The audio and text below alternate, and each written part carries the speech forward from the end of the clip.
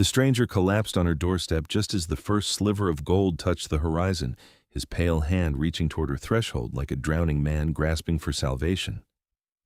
Kira Whitmore didn't hesitate. She seized his wrist and dragged him across the threshold with strength born of pure adrenaline, slamming the door behind them as smoke began to rise from his exposed skin. He was heavier than he looked, all lean muscle beneath clothes that seemed pulled from another century, a black coat with silver embroidery, a shirt that might have once been white.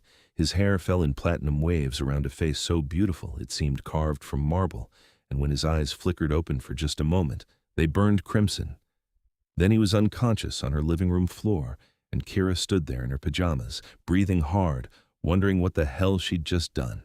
She'd moved to this neighborhood 3 months ago, drawn by cheap rent and the kind of anonymity only a city like Seattle could provide. The apartment building was old, tucked into a corner of Capitol Hill that tourists never found, surrounded by streets that seemed to exist in permanent twilight even at noon. Her neighbors kept to themselves. Kira had liked it that way, especially after everything that had happened in Portland. Now, she crouched beside the unconscious man, her nursing training kicking in despite her racing heart. She checked his pulse first. It was there, but slow, impossibly slow.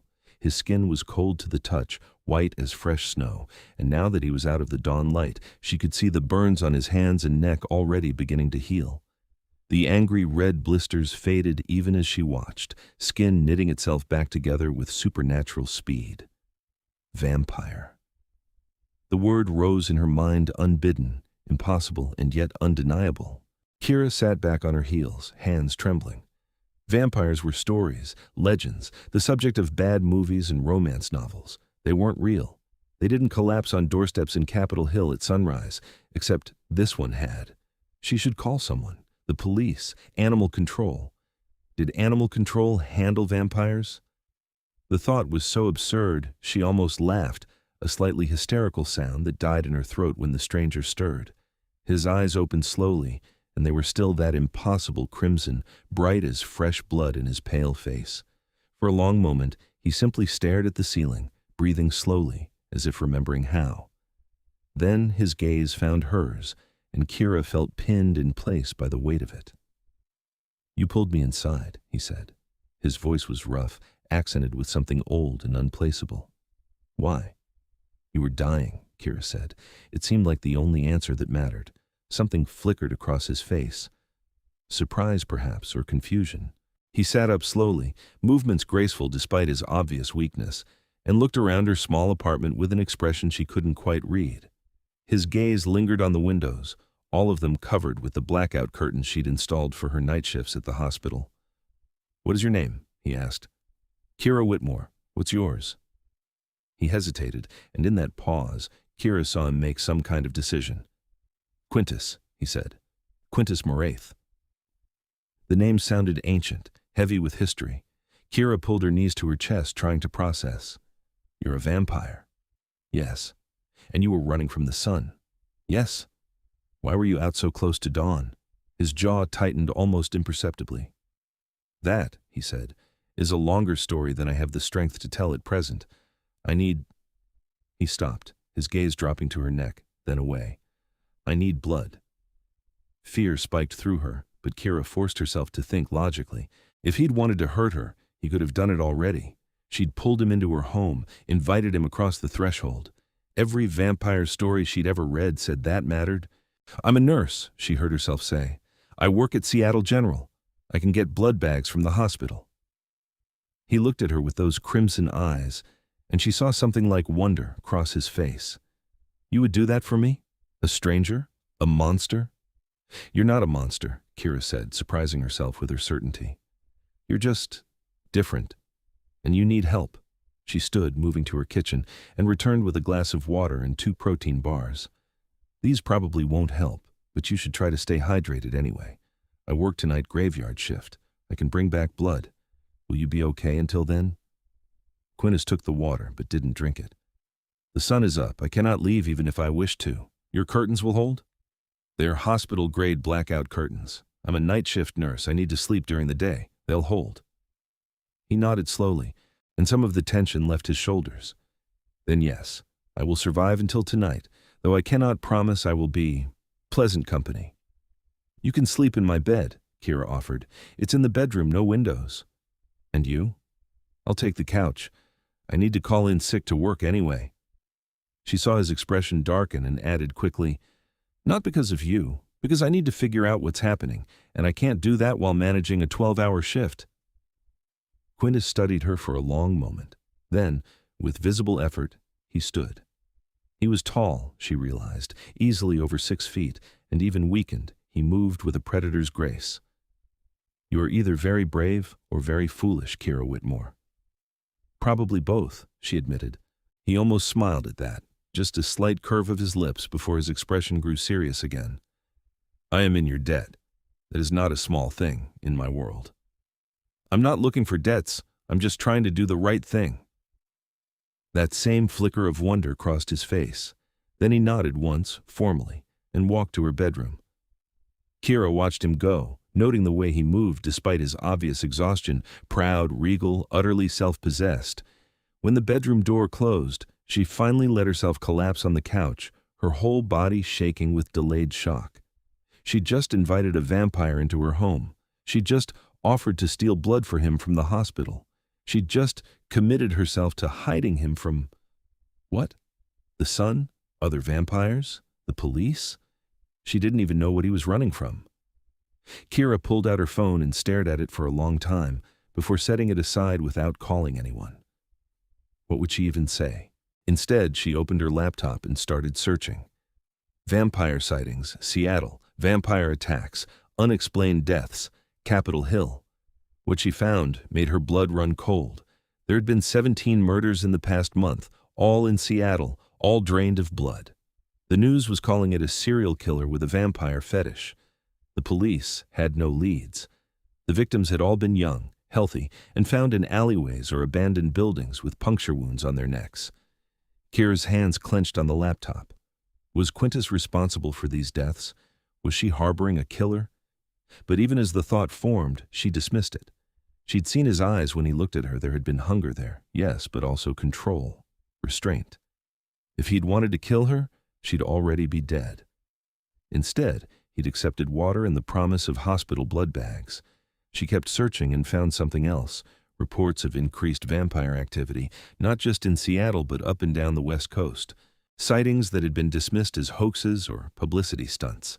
Witnesses who claimed to have seen pale figures moving faster than humanly possible, or groups of people with crimson eyes gathered in places that no one could later find. It was like a war, Kira realized slowly. A hidden war, fought in shadows that the human world was completely oblivious to. And somehow, she'd just pulled a soldier or maybe a general into her home. The day passed in a strange fugue state. Kira dozed fitfully on the couch, jolting awake at every small sound, convinced someone would break down her door demanding to know where Quintus was. But nothing happened. Her neighbors went about their days. Traffic hummed on the street below. The world continued as if nothing had changed, even though Kira's entire reality had tilted on its axis. Around noon, she heard movement from the bedroom. She tensed, but Quintus didn't emerge. After a moment, the sound stopped. Kira wondered if he could sense her out here, if he was listening to her heartbeat, the way she was straining to hear his movements. She made herself eat lunch soup from a can, toast she didn't taste. She showered and dressed in real clothes, jeans and a sweater, as if that could somehow make this situation more normal. She checked the curtains 3 times, making sure every window was completely covered.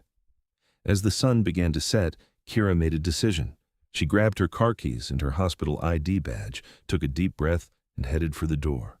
She paused with her hand on the knob and called back, "I'm going to get the blood. I'll be back in an hour." There was no answer, but she felt watched, cared for somehow, though she couldn't have explained why. The drive to Seattle General took 20 minutes in evening traffic. Kira had worked here for 3 months, long enough that security knew her face, but not so long that her odd hours would be questioned. She swiped her badge at the employee entrance and made her way to the blood bank on the 2nd floor, her heart pounding. She'd thought this through. She had legitimate access to blood products for her patients. The trick would be taking extra units without raising suspicion. Kira pulled up a patient file, Mr. Chen, in room 412, type O negative, scheduled for surgery tomorrow, and logged a request for 4 units. 2 would go to Mr. Chen's surgical prep, the other 2 would go in the small cooler bag she'd brought, hidden under a stack of paperwork. It was stealing. It could cost her her license, her career, everything she'd worked for. But when she thought of Quintus's crimson eyes, his careful politeness even in extremis, the way he'd called himself a monster with such quiet resignation, she couldn't bring herself to care. The theft went smoothly. Too smoothly, perhaps. Kira was back in her car with the cooler beside her, hands shaking on the steering wheel, before she let herself feel the full weight of what she'd done. She'd just crossed a line. There would be no going back from this. She drove home through darkening streets, watching the shadows grow long. The city felt different now, as if it had always been a stage set and she'd just glimpsed the machinery behind the scenes. How many of those shadows hid vampires? How many of her fellow commuters knew the truth? Her apartment building rose before her, old brick and iron fire escapes, and Kira felt an absurd rush of relief. Sanctuary. She parked in her designated spot and hurried upstairs with the cooler, fumbling with her keys. The apartment was dark when she entered, but she could feel Quintus's presence like a physical weight. She flicked on the lights and found him standing by the window, one pale hand resting against the blackout curtain as if he could sense the night beyond it. He turned as she entered, and Kira sucked in a breath. He looked stronger already, just from the setting of the sun, but the hunger in his eyes was stark and terrible. His gaze went immediately to the cooler bag in her hands. "I got 4 units, she said, setting it on the counter. "Is that enough?" "More than enough." He moved toward her, not quite human speed, but close, and Kira's instincts screamed at her to run. She held her ground. Quintus stopped just out of arm's reach and bowed his head slightly, a gesture of respect that seemed utterly natural coming from him. "You have my gratitude, Kira Whitmore, and my apology for putting you in this position." "You didn't ask me to help you," Kira pointed out. "I chose to." "Why?" It was the same question he'd asked this morning, and Kira still didn't have a good answer. "Because you needed help," she said finally, "and because—" She hesitated, then decided on honesty. "Because when I looked at you, I didn't see a monster. I just saw someone who was hurt." Something shifted in his expression, a crack in his careful composure. "You have no idea what I am, what I've done." "Then tell me." "After," he said quietly. "After I feed. I cannot think clearly like this. The hunger is too strong." Kira nodded and opened the cooler, pulling out the blood bags. They were cold, the plastic slick with condensation. She handed them to Quintus, and his fingers brushed hers for just a moment, cold, but not unpleasantly so, more like marble warmed by moonlight. He took the bags to the kitchen, and Kira looked away, giving him privacy. She heard the sound of tearing plastic, a soft exhalation, and then silence. When she looked back, he was standing with his head bowed, 2 empty bags on the counter beside him. As she watched, the pallor of his skin began to fade, just slightly. Not to human warmth, but to something less corpse-like. His hair seemed brighter, more like moonlight than snow. "Better?" she asked. "Much." He lifted his head, and his eyes were still crimson, but no longer desperate. "Thank you. Truly." "You're welcome. Now will you tell me what's going on?" Quintus was silent for a long moment, his gaze distant. Then he nodded and moved to her small dining table, settling into a chair with unconscious grace. Kira took the seat across from him, folding her hands on the table to hide their trembling. "I am not merely a vampire," Quintus said quietly. "I am the Vampire King. Or I was, until last night." Kira stared at him. "The Vampire King. The title sounds grandiose in your modern parlance, I know, but it is what I am, what I have been for the past 800 years. I ruled the vampire covens of the Pacific Northwest, from Vancouver to San Francisco. I held court beneath this city in chambers that have existed since before Seattle was built. I maintained the old laws, kept the peace between covens, and ensured that our kind remained hidden from humanity." What happened? His jaw tightened. A challenge from a vampire named Severin, who believes the old ways are weakness. He thinks we should rule openly, take our place as the apex predators we are. He's been gathering followers for decades, whispering poison about my leadership. Last night, he made his move at court. He brought 30 vampires loyal to him, and they attacked. Kira's heart clenched. Did they hurt you? I killed 23 of them, Quintus said flatly. The others fled with Severin. But there were too many, and I was forced to retreat. I ran through the city, hunting for shelter, but Severin's followers pursued me. By the time I reached your street, dawn was breaking. I thought I would burn, and then he met her eyes. You saved me. So Severin thinks you're dead? Perhaps, or perhaps he is still searching for me. Either way, I cannot return to my court until I have regathered my strength and my allies. Right now I am vulnerable, and that makes you vulnerable as well for sheltering me. I should leave. No, Kira said immediately. You can't go out there if you're still weak. Severin will kill you. Better that than risk your life. That's not your choice to make. She leaned forward, surprising herself with her vehemence. Look, I don't know anything about vampire politics or ancient laws or whatever, but I know what's right. You need help, and I can provide it, at least for now. At least until you're strong enough to fight back. Quintus stared at her as if she were a puzzle he couldn't solve. You are extraordinary, he said finally, the words quiet and wondering. In 800 years, I have never met a human like you. Heat rose to Kira's cheeks. I'm not extraordinary. I'm just a nurse who's bad at minding her own business. You are brave beyond reason and kind beyond measure. Do not diminish that. They sat in silence for a moment, the weight of his words hanging between them. Kira felt something shift in her chest, a recognition she couldn't quite name. Then she cleared her throat and said, So what's the plan? How do you get your throne back? I need to contact my loyalists, vampires who supported me before the coup. There's a safe house in Fremont, maintained by one of my oldest allies. If I can reach her, we can begin planning a counterstrike. Fremont's on the other side of the ship canal. That's at least a 15-minute drive. I can move swiftly when the sun is down. Severin's followers can too, right? And they know this city as well as you do. Kira drummed her fingers on the table, thinking. What if I drove you? My car has tinted windows, not vampire-proof probably, but better than nothing. And if Severin is looking for a lone vampire, he might not notice a human woman driving to Fremont with a passenger. Quintus shook his head immediately. Too dangerous. If we were caught, we won't be caught, and even if we are, you can protect me, right?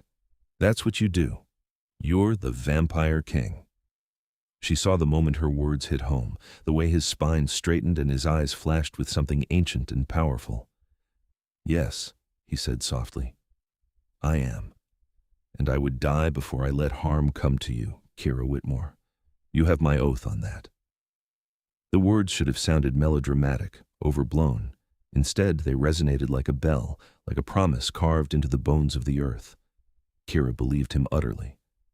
Then let's go, she said. They left 20 minutes later, after Quintus had consumed the other 2 blood bags and Kira had changed into darker clothes.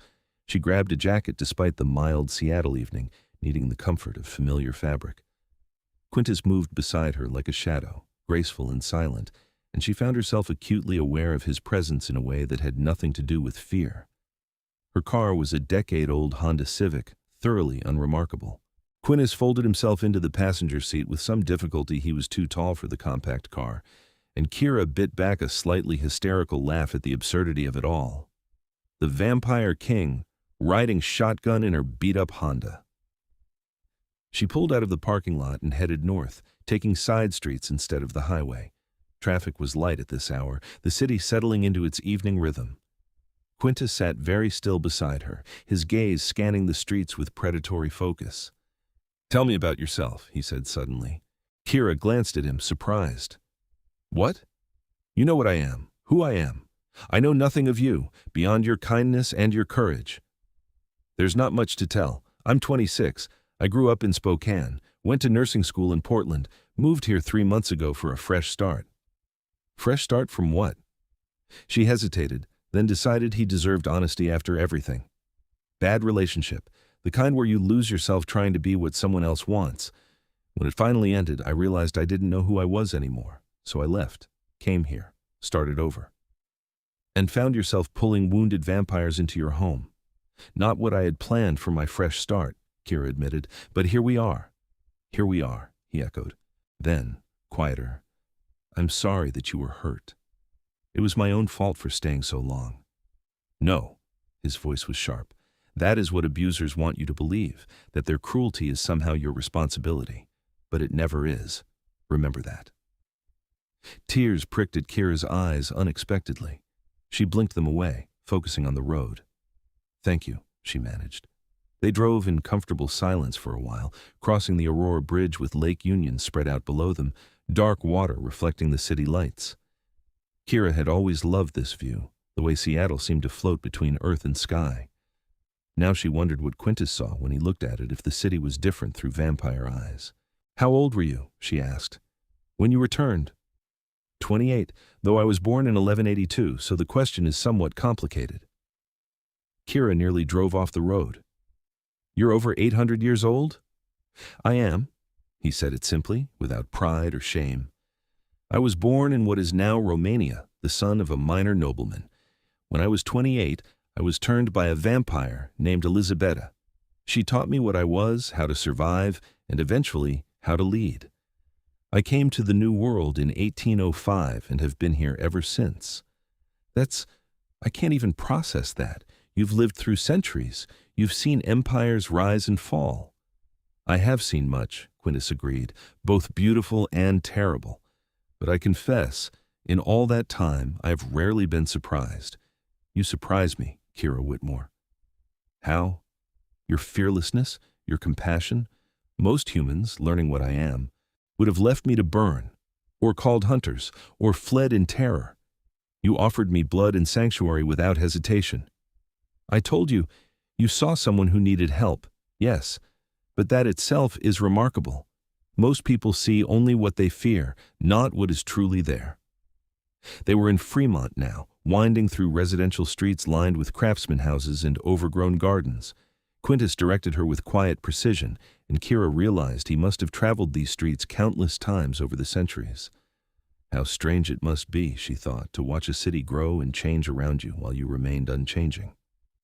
There, Quintus said, pointing to a Victorian house painted deep burgundy. Park around the corner. We will approach on foot. Kira did as instructed, her heart beginning to race. This was real. They were about to enter a house full of vampires. She was committed now, past the point of retreat. Quintus must have sensed her fear because he turned to her before they exited the car and said, You can wait here. I will understand.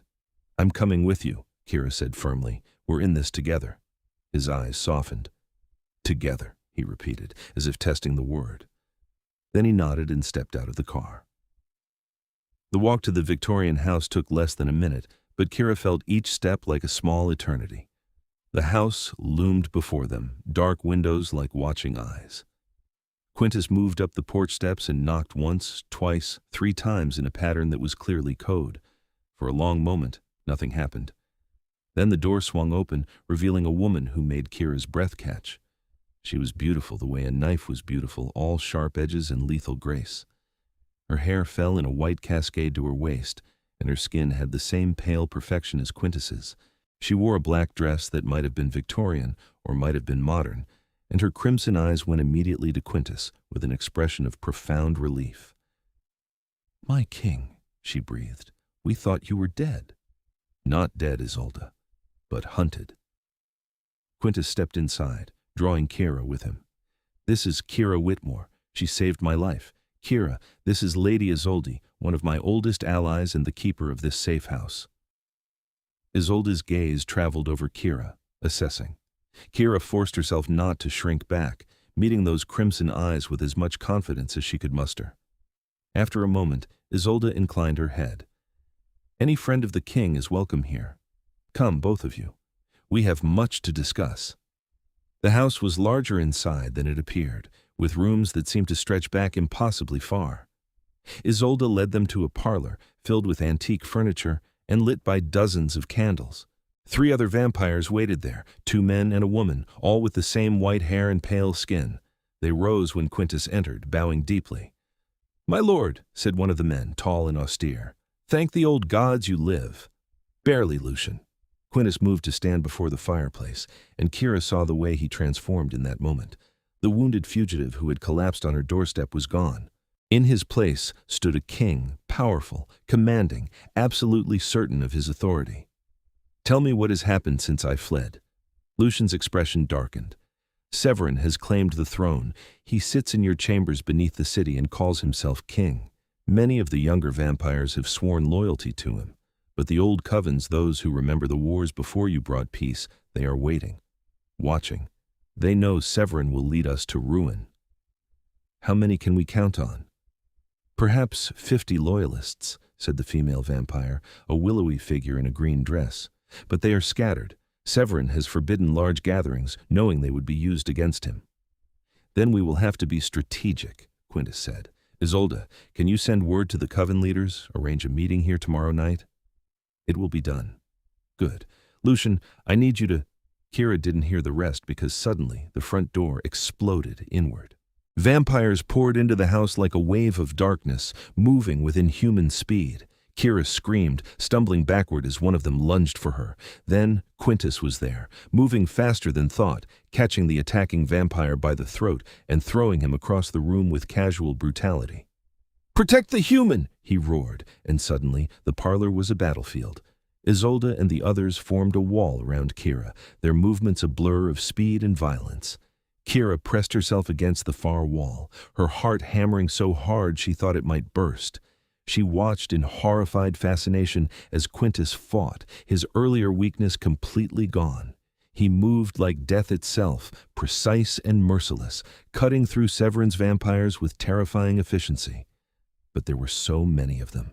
For every vampire Quintus felled, 2 more seemed to take their place. Isolde and Lucian fought valiantly, but they were being pushed back, inch by inch. One of Severin's followers broke through their defensive line and lunged at Kira with fangs bared. She didn't think. She grabbed a candelabra from a nearby table and swung it with all her strength, catching the vampire across the face. He reeled back with a hiss of pain, and then Quintus was there, ripping the creature away from her and snapping his neck with a sound like breaking branches. "We need to leave," Quintus said, his voice urgent. "Now, this house is compromised." "The back exit," Isolde gasped. Blood not her own splattered across her white dress. "Go! We will hold them." "I will not leave you. You must. You are the king. Without you we have nothing. Go!" Quintus hesitated for only a heartbeat. Then he grabbed Kira's hand and ran. They burst through the back door into a garden overgrown with roses, thorns catching at Kira's clothes. Behind them, the sounds of fighting continued, terrible and close. Quintus pulled her forward, moving at speeds that should have been impossible while dragging a human behind him. But somehow, Kira kept up, fear and adrenaline lending her strength. They emerged onto a side street, just as a black SUV screeched around the corner, heading straight for them. Quintus shoved Kira behind him, tensing to fight, but the vehicle skidded to a stop and the window rolled down to reveal another vampire, this one younger looking, with a wild grin. "Need a ride, my lord?"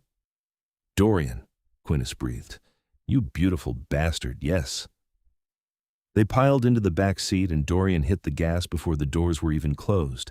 Kira found herself pressed against Quintus as the SUV careened through Fremont streets, taking corners at speeds that made her stomach lurch. "How did you find us?" Quintus demanded. "Saw Severin's crew heading for Isolde's place and put 2 and 2 together. Figured you'd need an exit strategy." Dorian's crimson eyes found them in the rearview mirror. "Who's the human?" "My savior," Quintus said quietly. "Kira Whitmore, meet Dorian, my former spy master and current guardian angel." "Pleased to meet you," Kira managed, which seemed absurd under the circumstances but was all she could think to say. Dorian laughed a wild sound. "I like her already. Where to, boss?" Quintus was silent for a moment. Then he said, "Capitol Hill. Miss Whitmore's apartment." "You sure that's safe?" "Nowhere is safe, but it is unexpected, and it has served as adequate shelter thus far. We will make our stand there." Kira wanted to protest her apartment, her sanctuary, but one look at Quintus's face stopped her. He was exhausted, the brief burst of strength in the fight already fading, and he was looking at her with something like apology and gratitude mixed together. "Okay," she said, "my place. But we're getting more blood on the way. You're going to need it." "There's a hospital," Dorian began. "I'll handle it," Kira interrupted. She was already pulling out her phone, texting a colleague who owed her a favor. Just get us there in one piece. They made it back to Capitol Hill without further incident, though Kira spent the entire drive watching the streets for more attackers.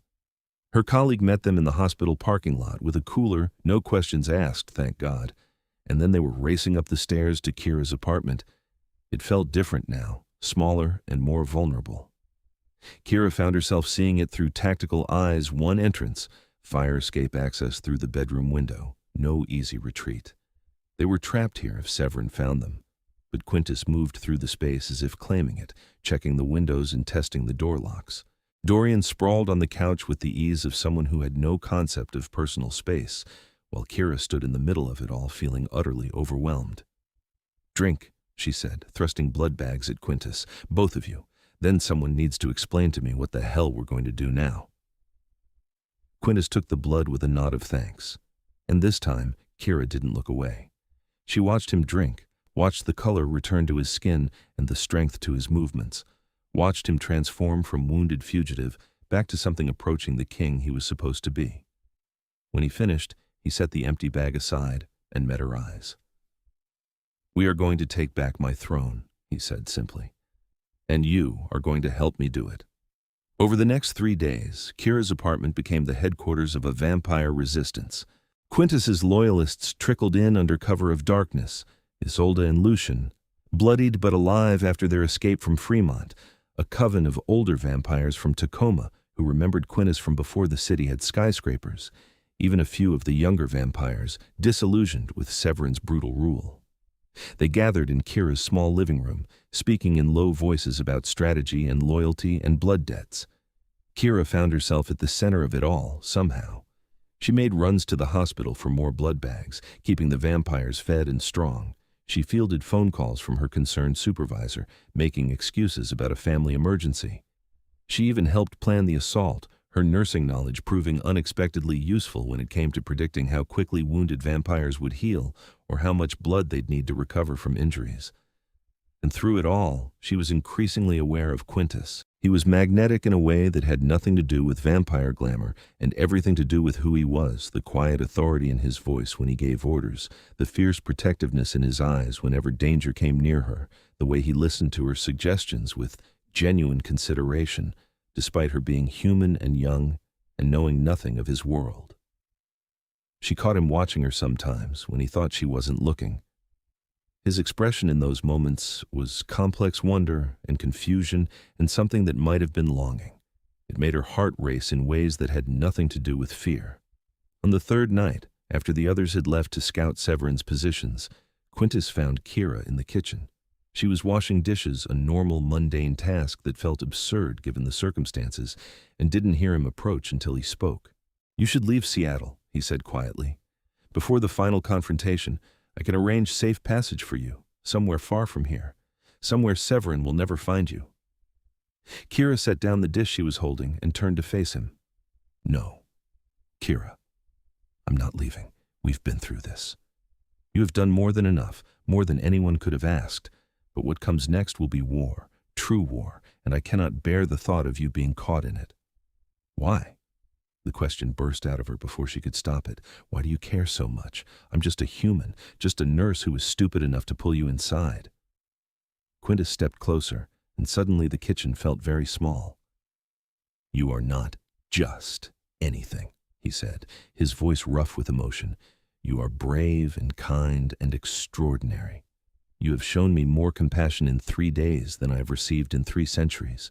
You have risked everything, your career, your safety, your life to help me, and you ask nothing in return.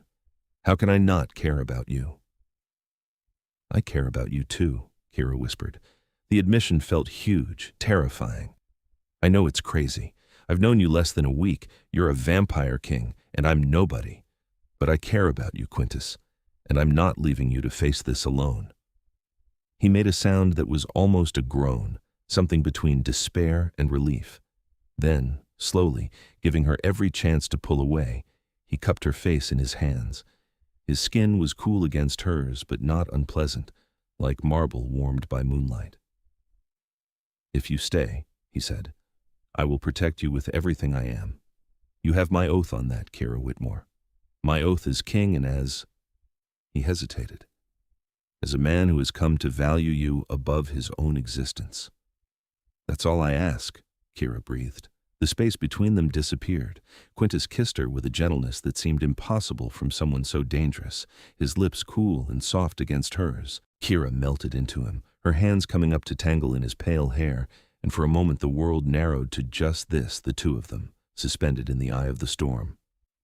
When they finally broke apart, both breathing hard despite only one of them needing air, Quintus rested his forehead against hers. "I will take back my throne," he said quietly. "And when I do, I want you by my side, not as a subject or a servant, but as my queen, if you will have me." Kira's heart felt too large for her chest. "Ask me again when this is over," she said, "when we're both still alive and Severin is defeated. Then I'll give you my answer." He smiled, a real smile this time, and it transformed his face from beautiful to breathtaking. "Very well. But know that I will spend every moment until then, ensuring we reach that future." The assault came 2 nights later. They moved in coordinated strikes, Isolde's group hitting the western entrance to the underground chambers, Lucian's taking the east, and Quintus himself leading the main force through the central passage. Kira stayed in the car with Dorian, parked in an alley 3 blocks from the entrance, and tried not to let her terror show. "He'll be fine," Dorian said, though his usual levity was strained.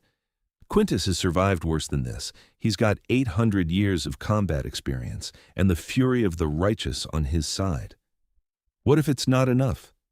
Then we'll make it enough. That's what loyalty means." They waited in tense silence, watching the clock on the dashboard. 20 minutes passed. 30. Kira's hands were clenched so tight her nails drew blood. She didn't notice until Dorian gently pried them open and handed her a tissue. "He cares about you," Dorian said suddenly. "I've served Quintus for 200 years, and I've never seen him look at anyone the way he looks at you. I'm human. It can't work." "Why not? He's immortal. You're not okay. That's a complication. But there are ways around it. If you wanted to be turned—" "I don't know what I want," Kira admitted. "This whole thing is insane. A week ago, my biggest concern was picking up an extra shift. Now, I'm in love with a vampire king and helping him fight a civil war." "You love him?" The words hung in the air. Kira realized she'd said them without thinking, but now that they were out there, she couldn't take them back, didn't want to. "Yes," she said. "I love him. God help me." Dorian grinned, fangs flashing. "Then he's already won. Love's a hell of a motivator." 45 minutes. An hour. Kira was seriously considering abandoning the car and running to find Quintus when her phone buzzed with a text. "It's done. We have the throne. Come." Her hands shook so badly she could barely type a response. "They're alive?" "Most of us." "Come to the western entrance. Bring medical supplies if you have them." Kira grabbed her emergency kit from the back seat she'd prepared it 2 days ago, just in case, and followed Dorian through dark streets to an unremarkable door in the side of an old brick building. It opened before they reached it, and Lucian stood there, blood-streaked and exhausted, but alive. "The king calls for you," he said to Kira, and stood aside. The passage beyond was narrow, leading down into the earth. Kira followed Dorian through twisting tunnels that seemed to go on forever, deeper and deeper beneath the city. Finally, they emerged into a massive chamber that took her breath away. It was a throne room, she realized, but like nothing she'd ever imagined. The ceiling soared overhead, carved from living rock, and hung with crystals that caught the lamplight and threw it back in prismatic patterns. Ancient tapestries lined the walls, depicting battles and coronations from centuries past. And at the far end, on a raised dais, stood a throne of black stone, veined with silver. Quintus sat upon it, and he was magnificent. He wore different clothes, now black and silver, that matched the throne, his pale hair unbound and falling past his shoulders.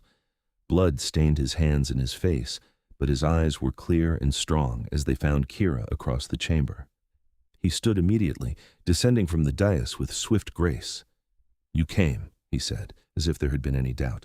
"Of course I came." Kira ran to him, not caring about the dozens of vampires watching. She threw her arms around him, and he caught her easily, holding her close. "Are you hurt?" "Nothing that won't heal." And Severin? Dead, Quintus said flatly. Along with those who refused to renounce him, the rest have sworn fealty. It is over. Kira pulled back to look at him, searching his face. She saw exhaustion there, and grief for those he'd lost, but also relief. And when he looked at her, she saw love clear and undeniable. "You promised to ask me something," she said, when this was over. Understanding dawned in his crimson eyes. "So I did." He stepped back and, to her shock, went down on one knee before her. A ripple of surprise ran through the watching vampires, but Quintus ignored them all.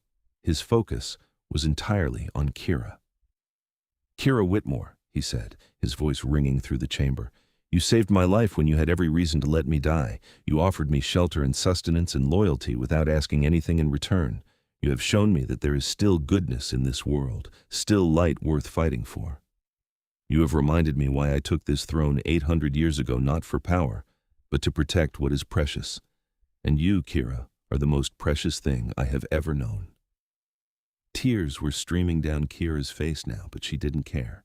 Let every vampire here see her cry. Let them see how much this meant. "I know what I am asking is impossible," Quintus continued. "I am immortal, and you are not. I am a creature of night, and you are a child of the sun. But I am asking anyway, because I cannot imagine existing in this world without you beside me. Kira Whitmore, will you be my queen? Will you rule with me, not over humans or vampires, but over this fragile peace we have built together? Will you let me love you for as long as you live, and beyond if you will allow it?" Kira's answer was immediate. Yes. She pulled him to his feet and kissed him in front of everyone, this vampire king who had somehow become the most important person in her world. The chamber erupted in cheers, vampire voices raised in celebration, the sound echoing off ancient stone. When they finally broke apart, Quintus was smiling wider than she'd ever seen, joy transforming his regal features into something almost boyish. "You have made me the happiest of men," he said. "We need to talk about the logistics," Kira said, practical even in this moment. "I'm human. I age. Eventually I'll die, and you'll still be here." "There are options," Quintus said carefully. "If you wish to be turned, I'm not ready for that yet. Maybe someday, but not now. I need time to think about it, to really understand what I'd be giving up." "Then you shall have all the time you need. I will love you as a human for as long as you remain one. And if you choose mortality, I will love you until your last breath. And if you choose to join me in eternity, I will love you through all the centuries to come." That's quite a promise. It is the only promise I have left to give. The celebration lasted through the night. Vampires danced and drank blood, mostly, though someone produced bottles of wine older than most countries and swore renewed loyalty to their king. Kira found herself the subject of intense curiosity, vampires approaching to introduce themselves and offer congratulations with a formality that seemed pulled from centuries past. Isolde, her white dress exchanged for black leather now, bowed low over Kira's hand.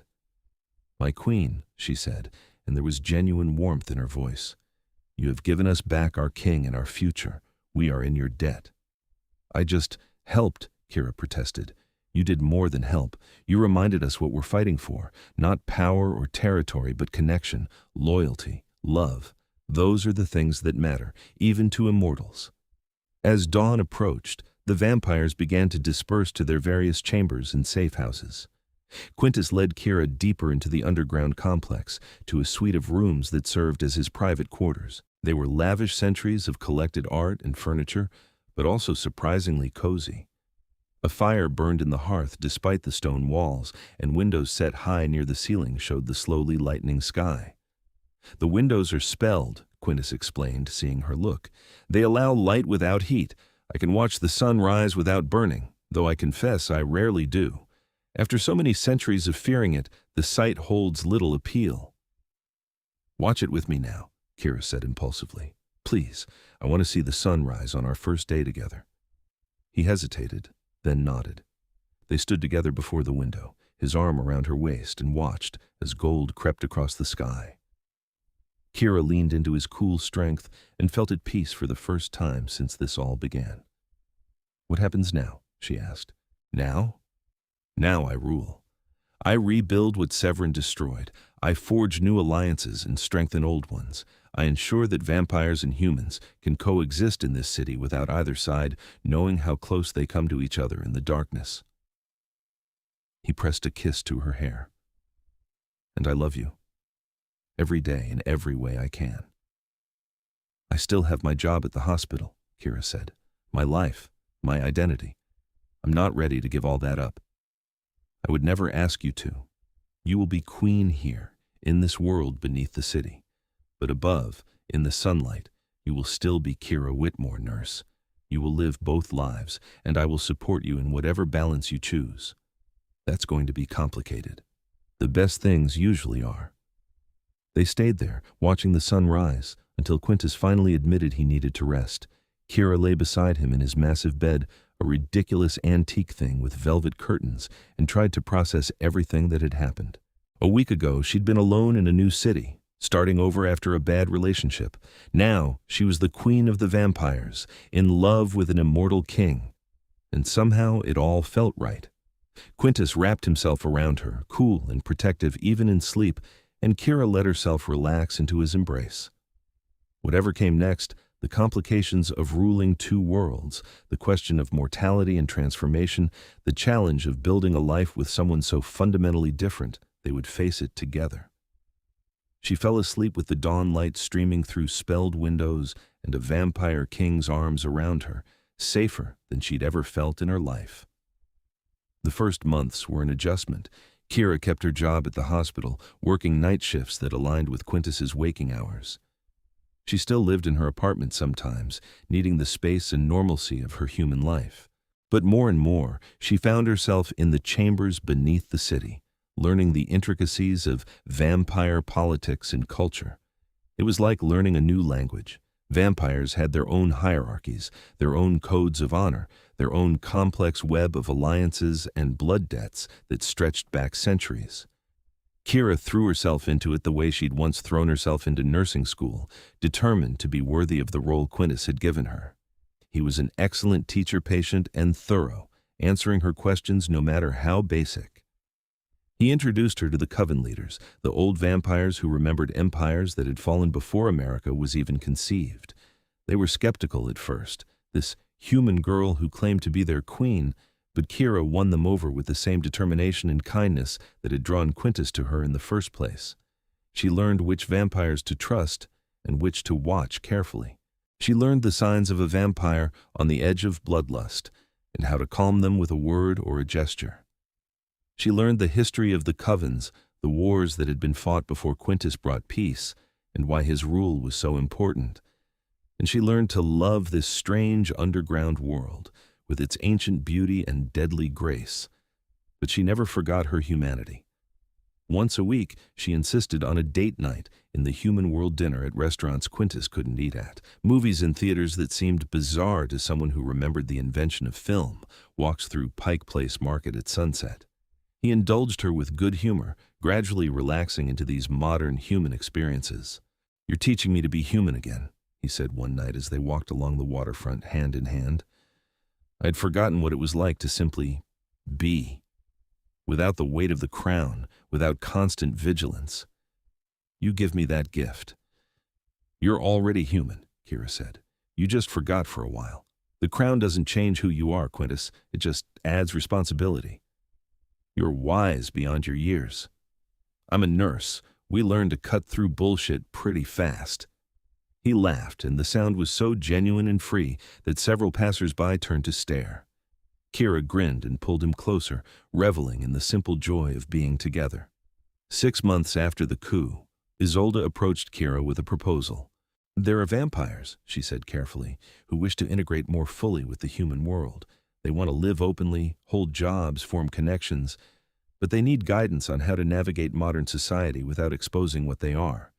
You could teach them." "Me? I'm hardly an expert on human-vampire relations. You're the only one who walks in both worlds successfully, and you have the king's trust. If you were to establish a program classes perhaps, or mentorship, it could change everything." Kira thought about it for a long time. Then she went to Quintus with the idea, and together they crafted a plan. The Integration Initiative, they called it.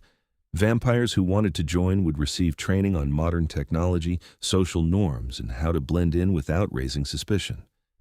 In exchange, they would swear to uphold the laws that kept vampires hidden and humanity safe. The program was a massive success. Within a year, Kira had helped dozens of vampires find jobs and apartments in Seattle, creating a network of support that spanned the city. Some became doctors or lawyers, using their centuries of experience in new fields. Others opened businesses or pursued art. All of them contributed to the delicate balance between worlds that Quintus had fought so hard to maintain. And through it all, Kira's relationship with Quintus deepened. They learned each other's rhythms, their needs and fears and joys. He taught her to see in the dark, guided her through underground passages that spanned beneath the entire city. She taught him to use a smartphone, introduced him to streaming services and online shopping, dragged him into the 21st century one bemused step at a time. They fought sometimes about her safety, about his tendency to make decisions without consulting her, about the risks she took in the human world, and the dangers he faced in vampire politics. But they always came back together, drawn by something deeper than logic or convenience. Love, pure and simple. Complicated and messy and absolutely worth it. A year after that dawn, when Kira had pulled a dying stranger inside, Quintus asked her again about turning. They were in his chambers, lying together after a particularly challenging day. Kira had lost a patient at the hospital, a young woman, barely 30, killed in a car accident, and the grief was still raw. Quintus held her while she cried, offering no false comfort, just his presence. "I hate that you have to face death," he said quietly. "Both in others and eventually in yourself. If you were turned, you would never have to lose anyone to age or illness again." "But I would lose the sun," Kira said, "and my family, eventually, and everything that makes me human. You would gain eternity, time to do everything you've ever dreamed of, to see the world change and evolve, to love and be loved without the shadow of mortality hanging over us." Kira was silent for a long time, thinking. She thought about the patients she'd lost today, and all the patients she would lose in the years to come. She thought about growing old while Quintus remained unchanged, watching her wither while he stayed beautiful. She thought about the moment when she would take her last breath, leaving him alone again after giving him a taste of companionship. But she also thought about the sun on her face, the warmth that Quintus would never feel again. She thought about her family, her parents in Spokane, her sister in Portland, and how she'd have to fake her own death if she turned. She thought about giving up the humanity that had saved Quintus in the first place, the compassion and vulnerability that he loved. "I'm not ready yet," she said finally. "Maybe someday, but not now. I need more time." "Then you shall have it," Quintus promised. "However much time you need. I will love you mortal, and I will not press you to change that." "Even if it means losing me someday?" His arms tightened around her. "Even then, though it will break me, I will not force this choice upon you. Your humanity is precious, Kira. It is what makes you who you are. I will not ask you to give it up for my sake." 2 years after the beginning, Severin's brother came for revenge. His name was Cassius, and he'd been in Europe when Severin made his play for the throne. By the time he returned to Seattle, his brother was dead, and Quintus was firmly in power. But Cassius didn't care about politics or peace. He cared only for vengeance. The attack came without warning. Cassius had gathered followers across Europe, vampires with no loyalty to Quintus, who saw only an opportunity for plunder and chaos. They struck at sunset, flooding into the underground chambers with overwhelming numbers. Kira was at the hospital when it happened. She got the call from Dorian, 3 words, desperate and terrified. "They're attacking us." She abandoned her shift without explanation, racing through darkening streets to the western entrance. Lucian met her there, bloodied and grim. "The king is holding the throne room," he said, "but they are too many. We need to evacuate." "I'm not evacuating," Kira said. "I'm going to him." "My queen." "That's an order, Lucian." He stared at her for a moment, then bowed low. "As you command. But I'm coming with you." They fought their way through the passages, Lucian cutting down any of Cassius's vampires who came near.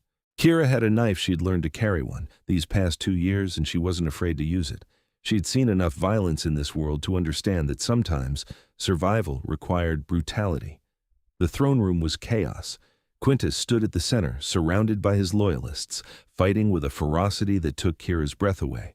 But even as she watched, one of his defenders fell, and another. They were being overwhelmed.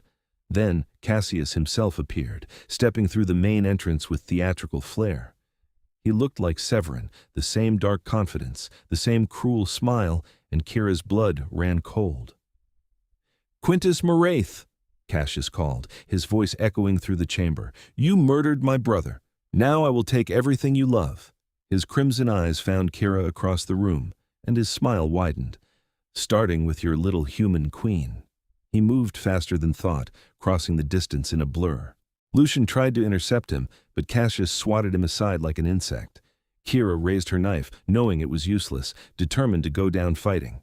Then Quintus was there, catching Cassius mid-lunge and throwing him back with supernatural strength. The two vampire lords faced each other, ancient power crackling in the air between them. "You will not touch her," Quintus said, and his voice was death itself. "I will see you destroyed first." Bold words from a king who's already lost. "Look around, Moraith. Your court is falling. Your reign is over." "No," said a voice from the entrance. "It isn't." Isolde stepped into the throne room, and she wasn't alone. Behind her came vampires, dozens of them, then hundreds. The old covens from Tacoma and Portland and Vancouver. The vampires Kira had helped integrate into human society. Even some of Severin's former followers, their loyalty now pledged to the king who had brought peace and the queen who had shown them kindness. They poured into the chamber like a flood, overwhelming Cassius's forces through sheer numbers. The tide of battle turned in moments. Cassius's vampires, seeing themselves outnumbered, began to surrender or flee. And Cassius himself, facing the combined might of the Pacific Northwest covens, finally understood he had lost. Quintus gave him no chance to escape. He moved with the speed and grace of 800 years of combat experience, and when his hand closed around Cassius's throat, the other vampire knew his death had come. "For the peace you sought to destroy," Quintus said, "for the innocents your brother killed, and for threatening the woman I love, I end you." He snapped Cassius's neck with casual brutality, and the body fell to the stone floor, lifeless. The throne room fell silent.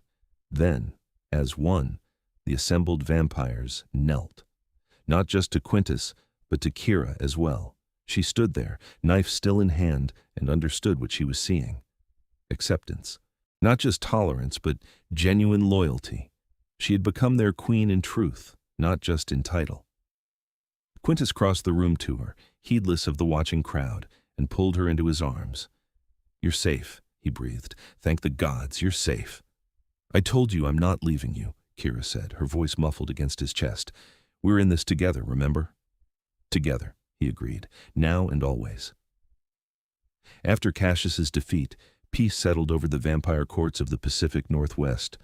Not the fragile, tentative peace of before, but something deeper and more lasting. Quintus's rule was uncontested now, reinforced by loyalty and respect rather than fear. Kira continued her work at the hospital, though she cut back to part-time hours. The integration initiative had grown beyond anything she'd imagined, and managing it required more time than she could spare while working full shifts.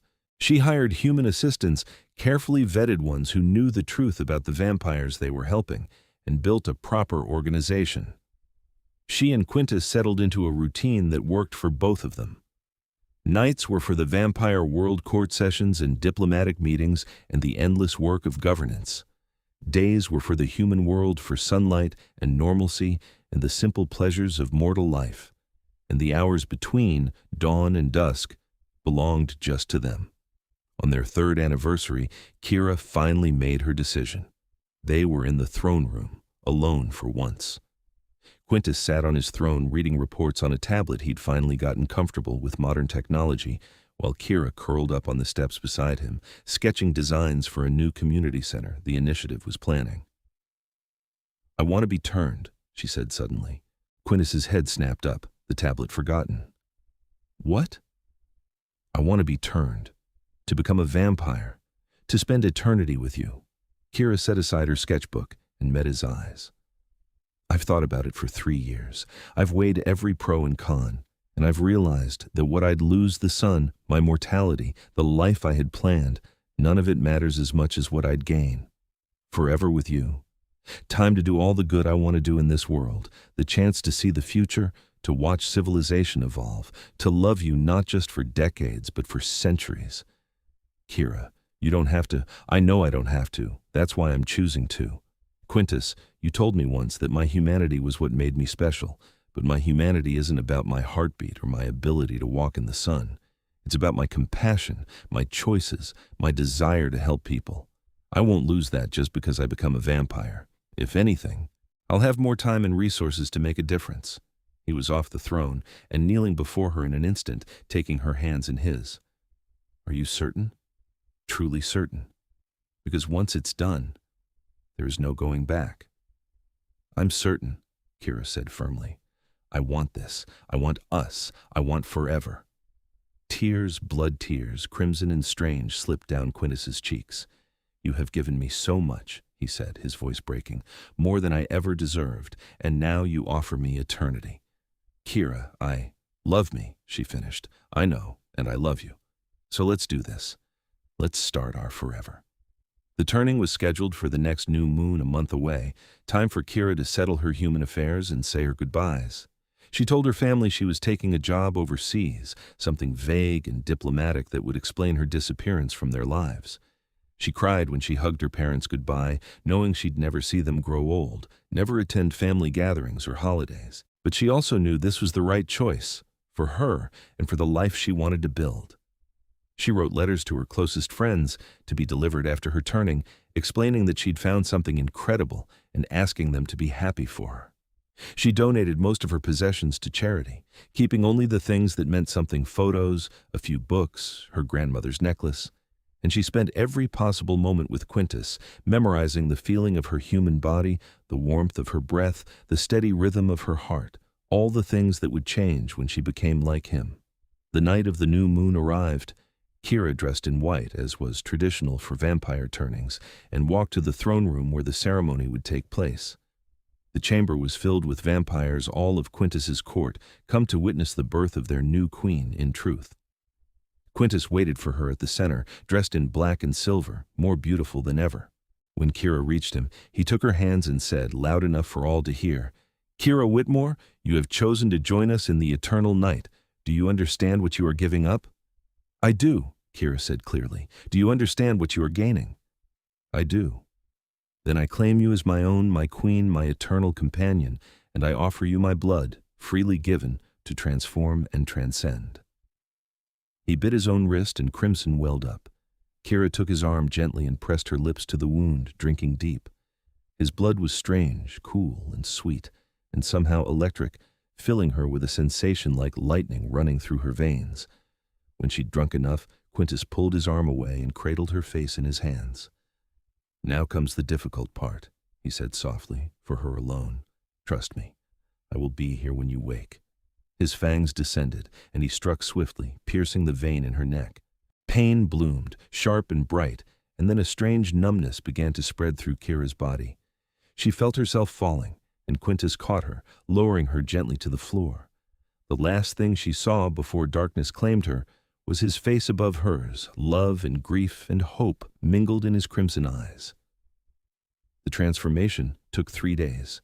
Kira woke in pieces, moments of consciousness between the pain, brief windows where she could hear Quintus's voice beside her, feel his cool hand in hers. He never left her side, she realized. Through all the agony of her body remaking itself, he was there, an anchor in the darkness. On the 3rd day, the pain finally receded. Kira opened her eyes and gasped. Everything was sharper, clearer, more vivid. She could see individual dust motes floating in the air, could hear Quintus's breath and the beating of hearts in distant chambers. Colors seemed brighter, scents more complex. The world had been unveiled, all its hidden layers suddenly visible. And she was so thirsty. Easy, Quintus said, appearing beside her with a blood bag. Drink slowly. Your body needs to adjust. Kira took the bag with hands that seemed to move faster than they should, and drank. The blood was incredible, warm, and rich and satisfying in a way that no human food had ever been. She finished the bag in seconds and reached for another. How do you feel? Quintus asked when she'd drained 3 bags and finally felt the edge of her thirst dulled. Powerful, Kira said, marveling at her own voice. It sounded the same, but somehow more richer, more resonant. Is this how you always feel? More or less. It takes time to adjust, to learn your new limits and abilities. But yes, this is what we are. Kira stood, and the movement was effortless, graceful in a way she'd never been as a human. She looked at her hands, pale now, white as snow, and saw the veins beneath the skin carrying vampire blood. She touched her hair and found it had changed too, lightened to a silvery platinum that matched Quintus's. "The mirror," she said suddenly. "I need to see." He led her to a full-length mirror in the corner of the chamber, and Kira stared at her reflection in wonder. She looked like herself, but refined, more beautiful, more dangerous, more other. Her eyes were crimson now, burning with inner fire. Her skin was flawless, unmarred by the small scars and imperfections she'd carried as a human. She looked like a queen. "You're magnificent," Quintus said, coming to stand behind her. In the mirror, they looked perfect together, two pale figures with crimson eyes, timeless and powerful. "I'm a vampire," Kira said, testing the words. They felt right. "You are. My queen. My love. My eternity." She turned to face him, and the movement was so fast it startled them both. Then they were laughing, and Kira was kissing him with her new vampire strength, pouring 3 years of love and longing and joy into the embrace. When they finally broke apart, Quintus said, "There is much you need to learn, how to hunt, how to control your strength, how to navigate this new existence. It will take time." "We have time," Kira said simply. "We have forever." Forever started that night. Quintus taught her to move through the city at vampire speed, leaping between rooftops and racing through alleys faster than human eyes could follow. He taught her to hunt not humans, never humans, but to find the blood banks and donors that sustained their kind.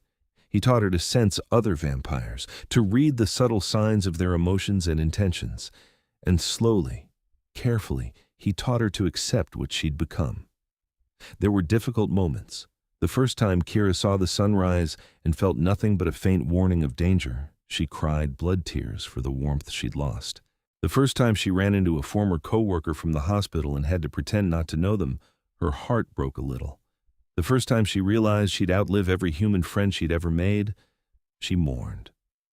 But Quintus was there through all of it, patient and understanding.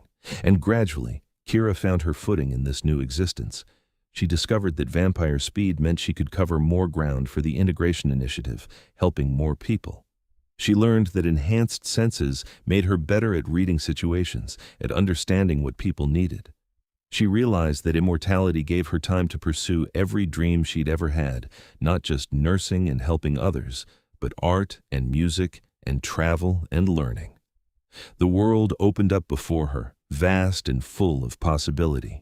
Years passed, 5, then 10, then 20. Kira and Quintus ruled together, a partnership of perfect balance. She brought compassion and modern thinking to the vampire courts. He brought centuries of experience and unwavering strength. Together, they transformed the covens from hidden predators to a sophisticated society that existed in harmony with the human world. The integration initiative expanded to other cities, then other countries. Kira became famous in vampire circles not just as the queen, but as the bridge between worlds. She helped thousands of vampires find their place in modern society, and in doing so, she helped ensure that humans and vampires could coexist without either side knowing the full truth. She never forgot her humanity. Even after decades as a vampire, she remembered what it was like to be mortal, to fear and hope and dream in the way humans did. That memory informed everything she did, every decision she made. It made her a better queen than any born vampire could have been. And through it all, her love for Quintus only grew deeper. They had forever now, and they used it well.